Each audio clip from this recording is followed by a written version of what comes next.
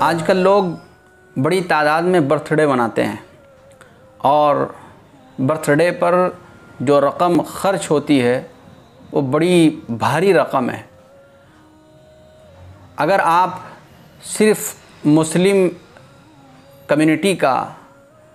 یہ اندازہ لگائیں کہ کتنے لوگ جنم دن مناتے ہیں تو اس سے اندازہ یہ ہوتا ہے کہ مسلمان قوم اگر اس پیسے کو کسی اچھی جگہ پر خرچ کرے تو اس سے کوئی بڑا نیک اور اچھا کام ہو سکتا ہے۔ لیکن اگر ہم یہ بات سمجھاتے ہیں تو سمجھ میں نہیں آتی اور وہ اس کی بہت ساری شکلیں بیان کرتے ہیں، کہتے ہیں کہ بچے تھوڑا انجوائے کر لیتے ہیں، تھوڑا تفریح کر لیتے ہیں، یا تھوڑا سا کچھ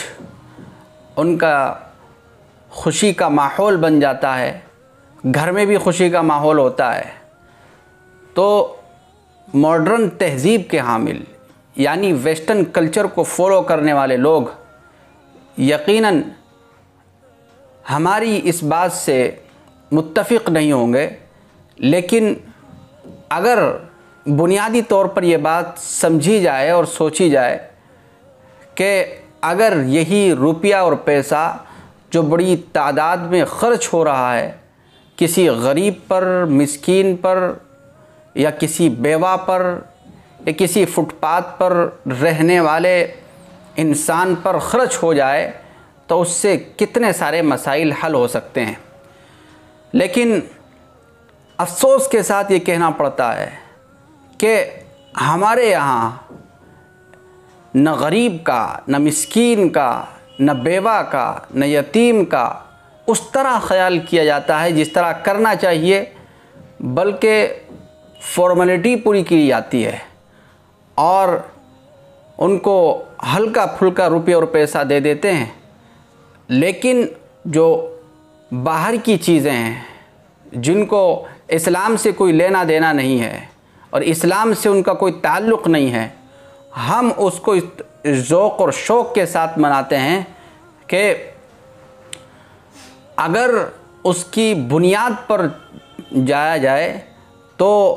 اندازہ یہ ہوتا ہے کہ ہماری قوم کسی دوسرے راستے پر پڑ چکی ہے۔ آپ اس سے اندازہ لگا سکتے ہیں کہ پہلے ماں باپ اس راستے پر بچوں کو ڈالتے ہیں اور پھر اس کے بعد بچے آگے چل کر اپنے بچوں کو اس راستے پر ڈالتے ہیں، اور یہ سلسلہ اتنا آگے بڑھتا ہے کہ صرف برتھ ڈے پر ہی نہیں رک پاتا، بلکہ اس کے علاوہ پھر بہت سارے ڈیز ہیں ان کو بھی منایا جاتا ہے اور اس کی بڑی خوشیاں منائی جاتی ہے۔ ہم اس سے انکار نہیں کرتے کہ خوشی منانی چاہیے اور دوسری چیزوں کے ذریعے سے بھی آدمی کو خوش ہونا چاہیے، لیکن جس طرح سے اس پیسے کو ضائع کیا جاتا ہے اس طرح سے بچنا چاہیے۔ اب آپ دیکھیے،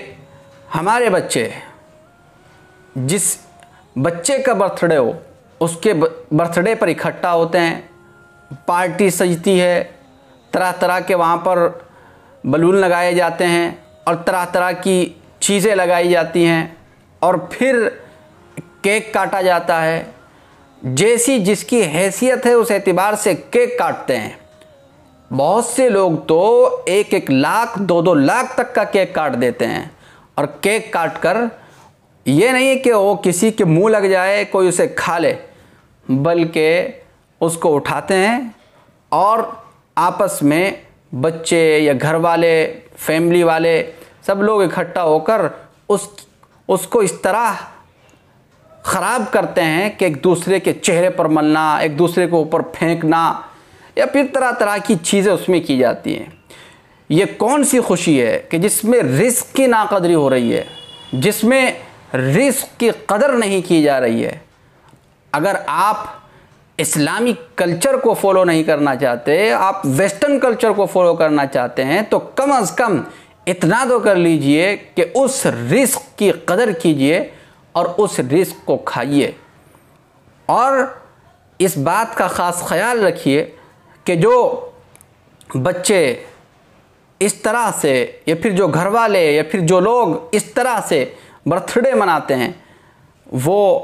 کہیں نہ کہیں یہ بھی سوچیں کہ ہمارے برابر میں بھی کوئی یتیم بچہ رہتا ہے، کوئی غریب بچہ رہتا ہے، کوئی غربت کا مارا انسان رہتا ہے، اس کے بچے ہیں۔ جب ہماری اس پارٹی کو، ہماری اس خوشی کو اور ہماری پارٹی میں اس ناچنے گانے کو دیکھیں گے تو ان کے دل کے اوپر کیا گزرے گا۔ ایسے بھی لوگ ہمارے برابر میں رہتے ہیں کہ جن لوگوں کے پاس روٹی کھانے کو نہیں ہے، جو لوگ ایک وقت بھوکا رہ کر اپنی زندگی بسر کر رہے ہیں، تو ان لوگوں کے دلوں کے اوپر کیا گزرے گا۔ ظاہر ہے بچوں میں حرص بہت ہوتی ہے،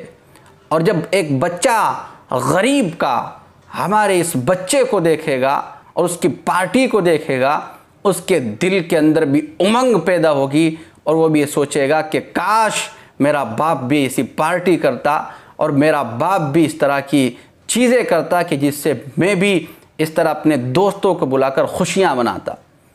یہ ایک غریب کا دل ٹوٹ رہا ہے، یہ ایک یتیم کا دل ٹوٹ رہا ہے، یہ ایک مسکین کا دل ٹوٹ رہا ہے۔ لیکن افسوس کے ساتھ یہ کہہ دیتا ہوں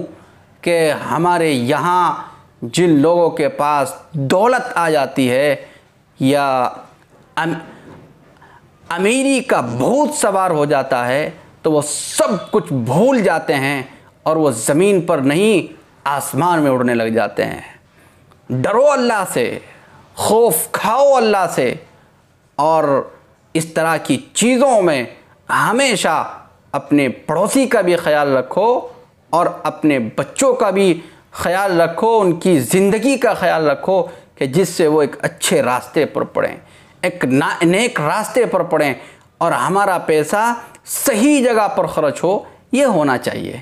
ورنہ تو پھر ظاہر ہے اگر ہم نے بچوں کو ایسی چیزیں سکھائیں کہ جن کے ذریعے سے پیسہ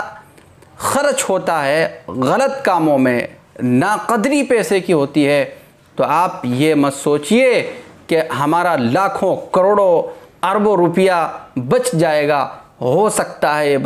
بچہ کسی ایسے کام میں بھی ملوث ہو جائے جو عیب ہو اور آپ کی ساری دولت کو آپ کے مرنے کے بعد اڑا دے۔